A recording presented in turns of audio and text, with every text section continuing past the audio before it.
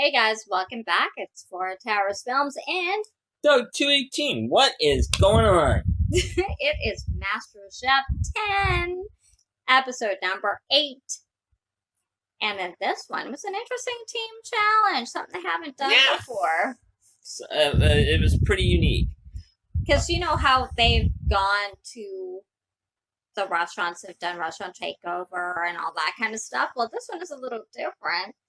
It was like team captain takeover. It was kind of like they went to two of them, team captains, went to Joe's restaurant where they had to learn 3 authentic Italian dishes. So in order to choose, they actually separated them just by where they were standing, basically divided them that way. So on each side, Joe asked who wants to be team captain. So they all raised, pretty much all of them raised rank except Suba. And I like what Suba said, because Suba said he didn't put his hand up because a true leader knows when to follow. And it's true. And Joe liked that. Yeah, it's good. And I liked that. I like that. So he asked them, those who put their hands up, why should have picked you? So they said different things. And so he ended up picking Nick for the red team and Michael for the blue team. Now, Nick said he has worked in a couple of Michelin star kitchens before. And Michael is a business owner, so he said he actually has more employees than his own team. So he knows how to manage effectively. So he picked those two as the team captains. And so they head to Joe's Los Angeles restaurant. I apologize if I'm butchering the pronunciation of this. Osteria Mozza. So I guess it's one of his executive chefs or a sous chef that was there teaching them the dish. And it was a raviolo. A ricotta and egg raviolo. And then they did a rack of lamb. Lamb rack and tahini and dried Persian lime marinade. And then they did, it was a fish dish. I can't find it in our notes here. It was a fish dish. I can't remember what the fish was, though. But it was a very expensive fish. Yeah. I want to say salmon, but I don't think it was salmon. But it didn't look like salmon. It was, I can't remember. But if we find it, if I find it in our notes. But, so then they're taking notes and watching how it's prepared. So then they have to go back and teach their teams how to do this. So, like from plating, I mean, really, it's like a replication challenge. So you had to taste it, you had to watch how it's done, you have to see how it's plated, and then you have to explain all that, including how it's seasoned and everything, to your team. So that's kind of difficult to do. So Michael looked like he had an edge here because he really was organizing everybody from their strengths. So he had the one guy on meat because he's really good, and then he had 2 on pasta, 2 on fish, all that kind of stuff. And then one's on the raviolo, all that so he had them kind of almost paired up, and based on what he knew they could do. Nick seemed a little less organized, but not. He didn't actually put them the same way. He had them maybe paired up in a sense, but it was almost like they were almost kind of mini kitchens, and he was almost almost helping each other, the whole thing in a way. And that, I'm sorry, but that's a recipe for disaster, really. Well, because you think they look like they're going to be in trouble because they look more disorganized and stuff than Michael's team, because they know what they have to do, and they're asking him and to come look. And he go to the lamb and then get the fish and the raviolo and all that kind of stuff. So he's kind of going between each group. Where Nick was also, I believe, cooking and stuff, and then. But it seemed almost all over the place in a sense with the red team. It was pretty chaotic, on both sides, because they're there's communication, yeah, but then the captains would get focused on something, and then you'd have someone back here going, "What about this? What about this?" Well, that's kind of what happened with Michael. Because at one point, I think Sarah and I forget who was working with her, were doing the raviolo, and she wanted to do the brown butter, and that was just the garnish, the sauce on it. And so she kept saying to him, "When do we do it? When do we do it? When do we do it?" And Wait. time's ticking down, and he's like, "Not yet, not yet, not yet." And she's like, her instincts telling her she should Do it now. So this has time Yeah. to actually brown, or else it's just butter. Mhm. You know, because you don't get the flavor, you don't get the butter, and it doesn't like give that nice coloring. Yeah. Because it doesn't have time to brown. And they also have to crisp up sage, and if you don't give it enough time, it's just going to be limp. It's not going to crisp up. So she kept saying that to him. When do we do it? When do we do it? When do we do it? And he just, not yet, not yet, not yet. And he was focusing a lot on the raviolo, on the actual making of the raviolo, instead of on the sauce, and also on the meat. He was there with the meat a lot, and I forget what his name is, who's on the meat. He does this. He's very good at this. So I don't know why he was so worried about. Well, as soon as he saw that the meat station was okay, it was the fish that the fish is really where they had a lot of problems. Because he told Sam, who he put on the fish station, listen to me and do it this way. Cook it in a cast iron skillet. Right, and he does it. He got a stainless steel one instead. And it's like, which is not going to give him the proper seal. And they told him that. Yeah. Michael told him that. Sarah told him that. I think Suba told him that. Suba told him that. They all told him that. And no, I know what I'm doing. Well, and Michael had to go back a couple times, hold it down, because it's not going to conduct heat as well as a cast iron would, and so actually it's not going to get the proper sear on it. And Gordon actually came over and like, what are you doing?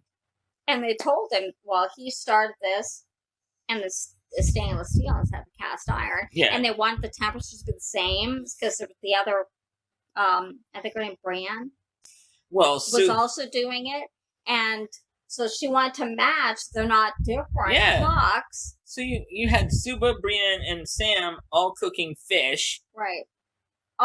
And they were all doing it in the stainless steel because he was doing it in the stainless steel, and they wanted it all to match. And so poor Sarah's here is trying to do the brown butter, and he's still over here on the fish. He's like, hello.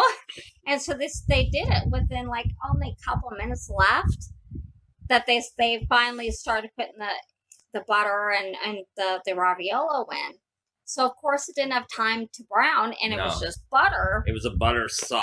It was like a butter sauce in the end. So, both sides had... they had their own issues, sure. Both sides had their own issues.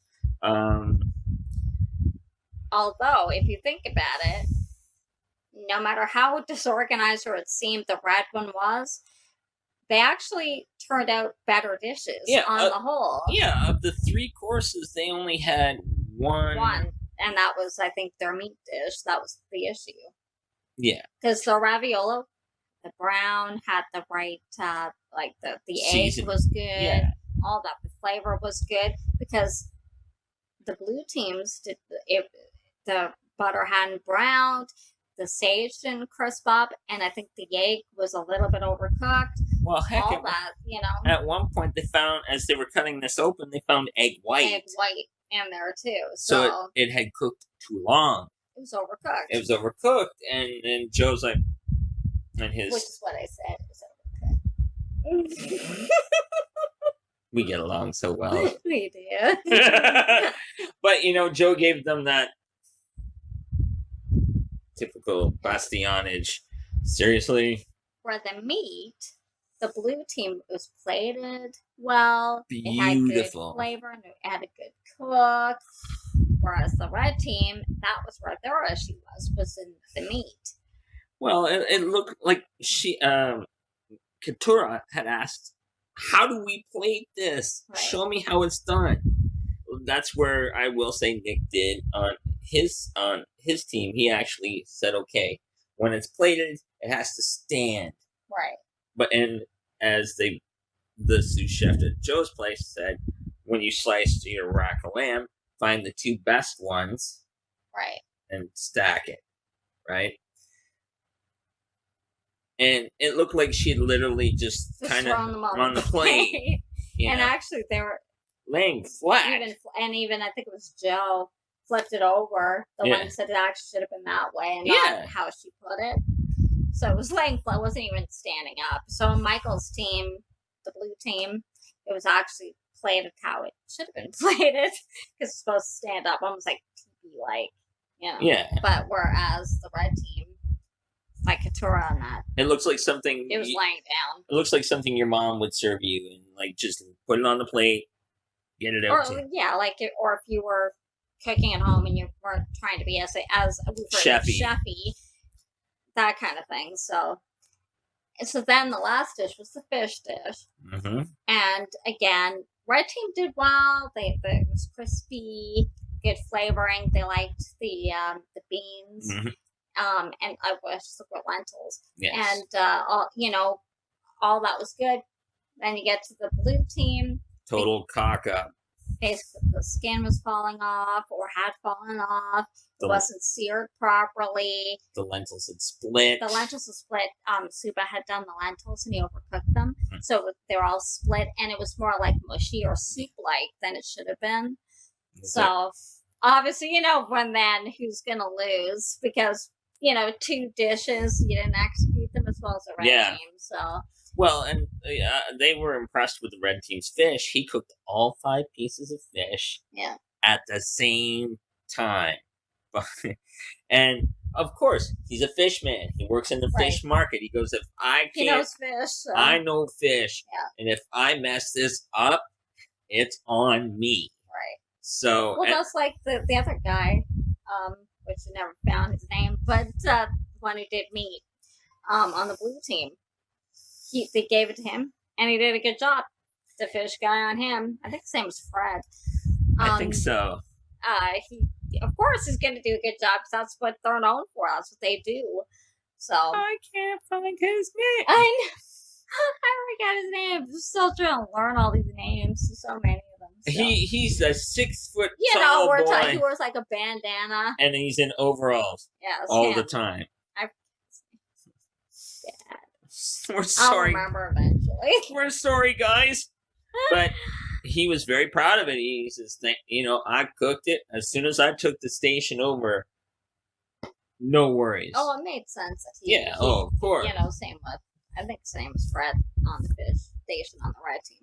But, of course, they're the ones I think who pretty much the best. Oh, for sure. Because I think they were the 2 harder dishes. Not to say the raviolo isn't difficult, but, getting your cook right on the meat and the fish. Just a second or 2 either way. You're either undercooked or you're overcooked. So they both did a really good job of that. So we got the deliberation. But really... It's already a foregone conclusion. It's pretty much already known who's going to win, who's going to lose. So obviously the red team won this one. And Micah's like, I don't have to cook in a pressure test. I don't have to cook in a pressure test. It's his first one. He's safe. Congratulations, Micah. And so they go all trooping up, and the blue captain said, I accept. Michael said, I accept responsibility. Yeah. Because he even said that he got too focused, like with Sarah with the brown butter and all that. He get too focused on something and then would not, didn't check enough too much, of the other dishes to make sure they were as they should be. So where Nick was checking with everybody through the course. Yeah, which, that's difficult to do, but you kind of have to when it's you got that many people. So, okay, so now we're going to be going into the pressure test elimination challenge, and it looks like one of the ones they've done before. It'd be the blue team, and it looks like the tag team challenge. It's a tag team challenge, and it looks like Nick has some kind of an advantage. So maybe that's he gets to choose the teams. And two will are go going home. home. Probably the team that loses. That's my guess. Is